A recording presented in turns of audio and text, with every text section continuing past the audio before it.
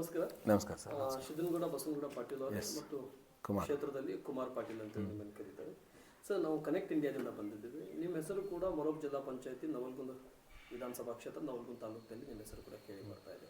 ಏನು ಸರ್ ಇದು ಜಿಲ್ಲಾ ಪಂಚಾಯತಿ ಚುನಾವಣೆ ಇನ್ನೂ ಕೂಡ ದೂರ ಇದೆ, ಸುಮಾರು 6-7 ತಿಂಗಳು 4 ತಿಂಗಳು ಅಂತ ಹೇಳ್ತಾರೆ ಜನ.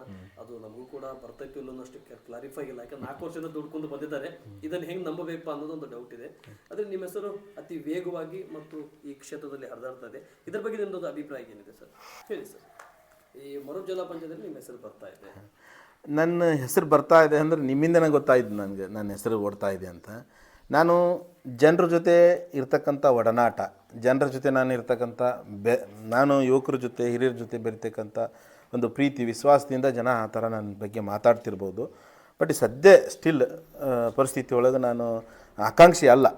ಬಟ್ ಜನ ನನ್ನನ್ನು ಈ ಸ್ಥಾನದಲ್ಲಿ ಕುಂದ್ರಸಕ್ಕೆ ಇಷ್ಟಪಡ್ತಾರಂದರೆ, ಅಥವಾ ಅದು ನಮ್ಮ ವರಿಷ್ಠರಿಗೆ, ನಮ್ಮ ಕೇಂದ್ರ ಸಚಿವರಿಗಿರ್ಬೋದು, ನಮ್ಮ ಶಂಕರ್ ಪಾಟೀಲ್ ಮುನಿಯನ್ಕಪ್ಪರು ಇರ್ಬೋದು, ಅದು ಅವ್ರ ಮನಸ್ಸಿಗೆ ಮುಟ್ಟೋ ಥರ ಜನರ ಅಭಿಪ್ರಾಯ ಅವ್ರಿಗೆ ಹೋಗಿ ಅವ್ರೇನಾದರೂ ನನಗೆ ಆಕಾಂಕ್ಷಿ ಏನಪ್ಪ ಅಥವಾ ಮಾಡ್ತೀನೋ ಹಿಂಗೆ ಜನ ನಿನ್ನ ಬಗ್ಗೆ ವಿಶ್ವಾಸ ತೋರ್ಸಾರ, ನಿನಗೊಂದು ಅವಕಾಶ ಕೊಡ್ತೇವೆ ಅಂತಂದರೆ ನಾನು ಕೂಡ ಒಬ್ಬ ಬ್ರಹ್ಮಚಾರಿ ಅಲ್ಲ, ಆದರೂ ಕೂಡ ರಾಜಕೀಯದೊಳಗೆ ಇಳಿದು ನಾನು ಜನರ ಧ್ವನಿಯಾಗಿ ಕೆಲಸ ಮಾಡುವಂಥ ಕೆಲಸ ನಾನು ಜಿಲ್ಲಾ ಪಂಚಾಯತಿಯೊಳಗೆ ಮಾಡ್ತೀನಿ. ನಾಯಕರು ಸ್ಥಳೀಯದಲ್ಲಿ, ಬೂತ್ ಮಟ್ಟದಲ್ಲಿ, JPTP ಕ್ಷೇತ್ರದಲ್ಲಿ, GP ಕ್ಷೇತ್ರದಲ್ಲಿ ಎಷ್ಟು ವಿಶ್ವಾಸ ಇದೆ ನೀವು ಜಿಲ್ಲಾ ಪಂಚಾಯತಿಗೆ ಸದಸ್ಯರು ಆಗಲಿಕ್ಕೆ ಅರ್ಹರಿದ್ದೀರಿ ಅಂತೇಳಿ?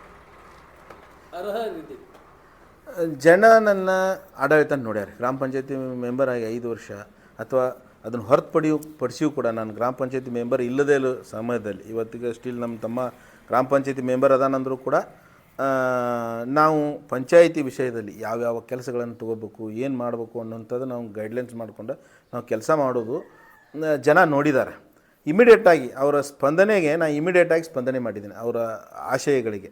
ಇವ್ರನ್ನ ಇವತ್ತು ನನ್ನ ಮನೆಗೆ ಬಂದು ಏನೋ ಒಂದು ಲೈಟಿನ ಪ್ರಾಬ್ಲಮ್ಮು, ನೀರಿನ ಪ್ರಾಬ್ಲಮ್, ಮತ್ತೊಂದು ಪ್ರಾಬ್ಲಮ್ ಹಿಂಗಿದ್ದಾಗ ರಾತ್ರಿ 10-11 ಮಟನೂ ಕೂಡ ಅವ್ರ ಜೊತೆ ಕೆಲಸ ಮಾಡಿದ್ದ ಅನುಭವ ನನಗೈತಿ. ಹಾಗಾಗಿ ಆ ಒಂದು ಪ್ರೀತಿ ವಿಶ್ವಾಸಕ್ಕಾಗಿ ಅವರು ಇವತ್ತು ಈ ಯುವಕ ಆದರೆ ನಮ್ಗೆ ಏನೋ ಒಂದು ಕೆಲಸಗಳಾಗ್ತಾವೆ ಅನ್ನುವಂಥ ಪ್ರೀತಿ ವಿಶ್ವಾಸ ಅವ್ರು ನನ್ನ ಮೇಲೆ ಇಟ್ಕೊಂಡು ಈ ಥರ ಹೇಳಿದ್ದು ನನಗೂ ಕೂಡ ನಿಮ್ಮ ಮುಖಾಂತರ ನನಗೆ ಗೊತ್ತಾಗಿದ್ದು ನನಗೂ ಕೂಡ ಬಹಳ ಖುಷಿ ಆಯಿತು. ಓಕೆ, ನನ್ನ ಕೊನೆ ಪ್ರಶ್ನೆ, ಭಾರತೀಯ ಜನತಾ ಪಕ್ಷದಲ್ಲಿ ನೀವು ಸಮಾಜ ಸೇವೆಯಿಂದ ಗುರುತಿಸ್ಕೊಂಡ, ಅಥವಾ ರಕ್ಷಣಾ ವೇದಿಕೆಯಿಂದ ಗುರುತಿಸ್ಕೊಂಡ್ರ, ಅಥವಾ ಯುವ ಮೋರ್ಚಾದಿಂದ ಗುರುತಿಸ್ಕೊಂಡ್ರ, ಅಥವಾ ಗ್ರಾಮ ಪಂಚಾಯತಿಯಿಂದ ಗುರುತಿಸ್ಕೊಂಡ್ರ, ಅಥವಾ ಸ್ಥಳೀಯ ಬೆಂಬಲದಿಂದ ಗುರುತಿಸ್ಕೊಂಡ್ರ? ನಾನು BJP ಒಳಗೆ ನನ್ನ ಬುದ್ಧಿ ಬಂದಾಗಿಂತ ನಾನು ಪ್ರಥಮ ಓಟ್ ನಾನು ಯಾವಾಗ 18 ವರ್ಷದ ತುಂಬಿದನಲ್ಲ, ಮೊದಲನೇ ಚುನಾವಣೆಗೆ ಓಟ್ ಹಾಕಬೇಕಾದ್ರೂ ಕೂಡ ನಾನು ಜೋಶಿ ಸಾಹೇಬ್ರಿಗೂ ಅವತ್ತಿಂದನೂ ಕೂಡ ನಾನು ಇಲ್ಲಿವರೆಗೂ ನಾನು ಮಾಡಿದ್ದೀನಿ. ಪ್ರಥಮ ಓಟು BJP ಕಮಲಕ್ಕೆ ಒತ್ತಿದ್ದೀನಿ. ನಾನು ಜನರ ಜೊತೆ ಬೆರಕಿದ್ದೀನಿ. ನಾನು ಕರ್ನಾಟಕ ರಕ್ಷಣಾ ವೇದಿಕೆ ಕೆಲಸ ಮಾಡಿದ್ದು ನನ್ನ ನಾಡ ಪ್ರೇಮಕ್ಕಾಗಿ. ನನಗೆ ಅವಕಾಶ ಇದ್ದಿದ್ದಿಲ್ಲ, ನಾ ಪಕ್ಷದಾಗ ನಾನು ಯಾರೂ ಗುರುತಿಸುವಂಥ ಆ ವಯಸ್ಸು ನಂದಲ್ಲ. ಹಾಗಾಗಿ ನನಗೆ ಅದೊಂದು ವೇದಿಕೆ ಆಯಿತು. ನನಗೆ ನನ್ನ ಕೆಪಾಸಿಟಿ ತೋರಿಸ್ಕೊಳ್ಳೋಕೆ ಅದೊಂದು ವೇದಿಕೆ ಆಯಿತು. ಆ ವೇದಿಕೆಯಿಂದ ಕೂಡ ನಾನು ನಮ್ಮ ಮನೆ MP ಅವ್ರ ಗಮನನೂ ಕೂಡ ಸೆಳೆದಿದ್ದೀನಿ. ಕಳಸಾ ಬಂಡೂರು ಹೋರಾಟದಲ್ಲಿರ್ಬೋದು, ಮತ್ತೊಂದು ಹೋರಾಟಗಳಲ್ಲಿ ಸಾಕಷ್ಟು ಬೆಳಗಾವಿ ಹೋರಾಟಗಳಲ್ಲಿ ತೋರಿಸ್ಕೊಂಡಿದ್ದೀನಿ. ನನ್ನ ಜಿಲ್ಲಾ ಪಂಚಾಯತ್ ಕ್ಷೇತ್ರ ಹಾಗೂ ನವಲಗುಂದ ತಾಲೂಕಿನ ಜನರ ವಿಶ್ವಾಸನ ಗಳಿಸ್ಬೇಕಾದ್ರೆ ನನ್ನ ರಾಜಕೀಯ ಬದುಕು, ನಾನು ಗ್ರಾಮ ಪಂಚಾಯತಿ ಸದಸ್ಯ, ನಾನು ಜನರಿಗೆ ಯಾವ ಥರ ಕೆಲಸ ಒದಗಿಸಿಕೊಡ್ತೀನಿ, ಅವರು ಕಷ್ಟಕ್ಕೆ ನಾನು ಯಾವ ಥರ ಸ್ಪಂದಿಸ್ತೀನಿ ಅನ್ನೋದನ್ನು ಗುರುತಿಸ್ಕೊಂಡು ನನಗೆ ಹಿಂದಿನ ಒಂದು ಆಡಳಿತದಲ್ಲಿ, ಅಂದರೆ ಯುವ ಮೋರ್ಚಾ ಈಗಿಂದಲ್ಲ ಹಿಂದಿಂದೊಳಗೆ ನನಗೆ ಗ್ರಾಮಾಂತರ ಜಿಲ್ಲಾ ಉಪಾಧ್ಯಕ್ಷ ಸ್ಥಾನನೂ ಕೂಡ ಕೊಟ್ಟಿದ್ದರು. ನಾವು ತಿರಂಗ ಯಾತ್ರಾ ಮಾಡಿದ್ವಿ, ಮಂಗಳೂರಲ್ಲಿ ಹೋರಾಟ ಮಾಡಿದ್ವಿ, ಸಾಕಷ್ಟು ನಾವು ಹೋರಾಟಗಳನ್ನು ಮಾಡಿದ್ವಿ. ನಾವು ಕೇಂದ್ರದಿಂದ ಬಂದಂಥ ಆದೇಶಗಳನ್ನು ಚಾಚೂ ತಪ್ಪದೆ ಪರಿಪಾಲನೆ ಮಾಡಿದ್ವಿ. ಕೋವಿಡ್ನಲ್ಲೂ ಕೂಡ ನಾನು ಜನರ ಜೊತೆಗೆ ಅನೇಕ ಕಷ್ಟಗಳಿಗೆ ಸ್ಪಂದಿಸಿ ನನ್ನ ಕೈಲಾದಂಥ ಸಹಾಯಗಳನ್ನು ಪಂಚಾಯಿತಿ ಮೂಲಕ, PDO ಮೂಲಕ ಮಾತ್ರ ನಾನು ಜನರಿಗೆ ಒದಗಿಸುವಂಥ ಕೆಲಸ ನನಗೆ ಬಂದಂಥ ನಾಲೆಜ್ ಪ್ರಕಾರ ನಾನು ಜನರಿಗೆ ಮುಟ್ಟಿಸುವಂಥ ಕೆಲಸ ಮಾತ್ರ ಮಾಡಿದ್ವಿ. Thank you sir. ಕೊನೆಯದಾಗಿ ಎಷ್ಟು ವಿಶ್ವಾಸದಿಂದ ಇದ್ರಿ ಜನ ಈ ವಿಷಯ ನಮ್ಮ ಮುಖಾಂತರ ಬಂದಿದೆ ಅಂತೇಳಿ, JP ಆಕಾಂಕ್ಷಿ ಅಂತೇಳಿ, ಎಷ್ಟು ವಿಶ್ವಾಸದಿಂದ, ಎಷ್ಟು ವಿಜೃಂಭಣೆಯಿಂದ? ಸರ್, ನಾನು ಗೆದ್ದು ಬಂದಷ್ಟೇ ಖುಷಿ ಆಯ್ತು ಇವತ್ತು. ಯಾಕಂದರೆ ನಾನು ಸೋಲು ಗೆಲ್ಲು ಯಾರಿಗಾದ್ರೂ ಅದನ್ನು ಸಮನಾಗಿ ಸ್ವೀಕರಿಸ್ಬೇಕು.